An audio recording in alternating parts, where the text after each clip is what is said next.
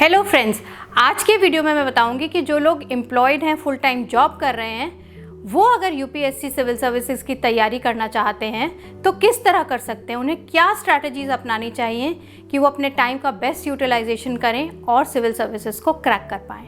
तो इस वीडियो को पूरा देखिए और मेरे चैनल को लाइक और सब्सक्राइब कर लीजिए। मैं हूँ Anupama Chandra, ex civil services officer और यूपीएससी एक्सपर्ट। तो सबसे पहली स्ट्रैटेजी है कि आप सिलेबस को बहुत अच्छी तरह एग्जामिन करिए, स्टडी करिए और समझिए। और सिलेबस में भी पहले प्रीलिम्स के सिलेबस पर फोकस करिए, क्योंकि जब आप फुल टाइम एम्प्लॉयड हैं, आपके पास समय की कमी है, तो आपको 1 बाय 1 एग्जाम्स की स्टेज पर फोकस करना होगा। अगर आप शुरू में ही तीनों स्टेजेस पर फोकस करेंगे तो आप सिलेबस को संभाल नहीं पाएंगे।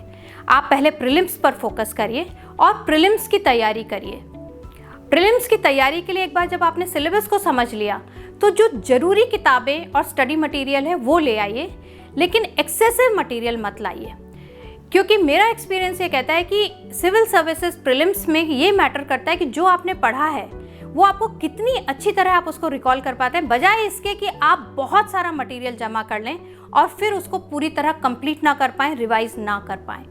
एक बार जब आपने सिलेबस स्टडी कर लिया और स्टडी मटेरियल ले आए, तो हम आते हैं second part of the strategy पर, जिसमें क्या करना है कि हमें कम से कम दिन में 3 से 4 घंटे निकालने हैं। आप 3 से 4 घंटे कैसे निकालेंगे?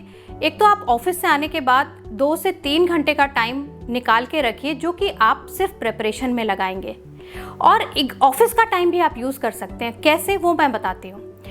प्रीलिम्स में जनरल स्टडीज़ और करंट अफेयर्स जो है ये मेजरली फोकस रहता है। तो करंट अफेयर्स एक ऐसी चीज़ है जिसे कि आप अपने मोबाइल को यूज़ करके ऑफिस ब्रेक्स में, लंच ब्रेक में या अदरवाइज जब आप कम्यूट कर रहे हैं आप यूज़ कर सकते हैं। 2-4 अच्छी न्यूज़ साइट्स को फॉलो करिए ताकि आपको करंट अफेयर्स के बारे में पूरी जानकारी रहे। तो अगर आप रोज़ अपनी स्टडी में करंट अफेयर्स को इन्वॉल्व करेंगे या उस पर फोकस करेंगे तो आपकी बहुत सारी तैयारी ऐसे ही हो जाएगी। और मैं सजेस्ट करती हूँ कि जो आप 3 से 4 घंटे रखते हैं घर में पढ़ने के, उसमें भी हर रोज़ सिर्फ एक सब्जेक्ट उठाइए, polity plus current affairs, history plus current affairs, क्योंकि एक ही दिन में बहुत सारे सब्जेक्ट कवर करने की कोशिश मत करिए। आपके पास उस तरह का समय नहीं है जो कि एक स्टूडेंट जो तैयारी कर रहा है उसके पास होता है।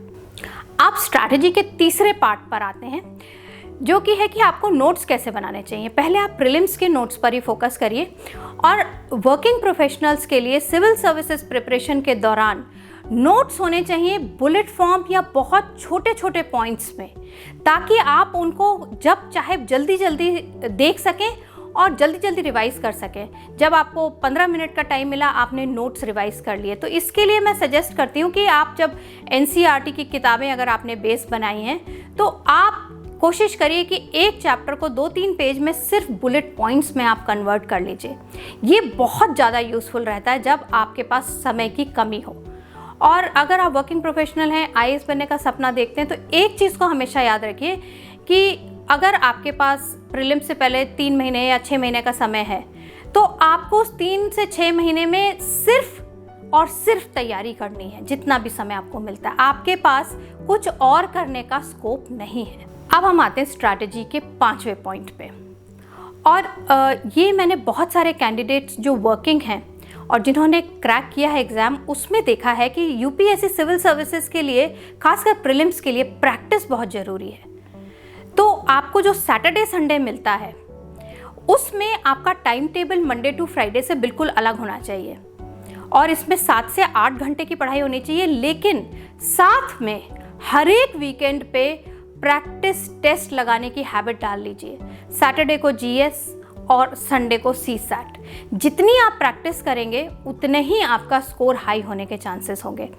और जहाँ जहाँ आप अटकते हैं प्रैक्टिस टेस्ट में, उन टॉपिक्स को पढ़िए और रिवाइज करिए। ये स्ट्रैटेजी रखिए कि टेस्ट लीजिए, जहाँ पे वीकनेस है उसको पढ़िए और उसको रिवाइज करिए, क्योंकि समय कम है तो हमें उन टॉपिक्स पर फोकस करना चाहिए जो अक्सर एग्जाम में आते हैं, और वो सिर्फ हमें प्रैक्टिस टेस्ट से और प्रीवियस ईयर के टेस्ट से पता चल सकता है। जब आप इन चीज़ों को ध्यान में रख के प्रीलिम्स की फोकस तैयारी करेंगे तो डेफिनेटली आप प्रीलिम्स क्रैक कर लेंगे।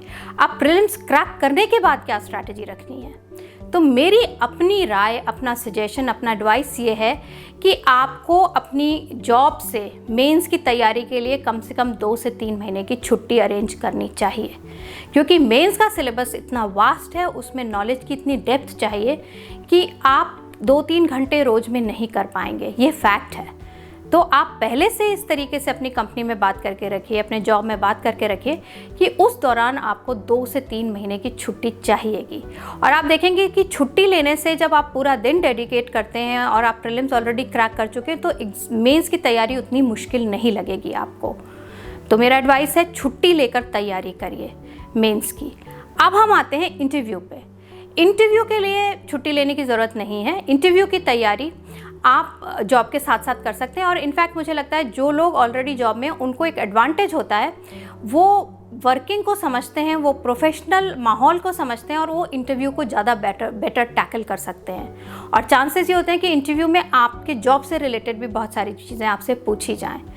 तो इसलिए आप पहला फोकस प्रीलिम्स पे रखिए। That should be the start of your strategy, क्योंकि प्रीलिम्स नहीं क्वालिफाई किया तो आगे के स्टेजेस तक जाने का मौका ही नहीं मिलेगा। तो सबसे पहली बात है कि आप प्रीलिम्स पे फोकस करिए, क्योंकि प्रीलिम्स नहीं क्रैक कर पाए तो आगे जाने का मौका ही नहीं मिलेगा। और मैं ये आपको 100% बता रही हूँ कि बहुत सारे लोग जॉब के साथ क्रैक करते हैं, आप भी कर सकते हैं। सिर्फ इस चीज़ का ध्यान रखिए कि आपका फोकस एग्ज़ाम से नहीं हटना चाहिए और प्रिपरेशन आपके कंट्रोल में रहनी चाहिए। इतनी सारी चीज़ें करने की कोशिश मत करिए कि आपकी प्रिपरेशन बिखर जाए।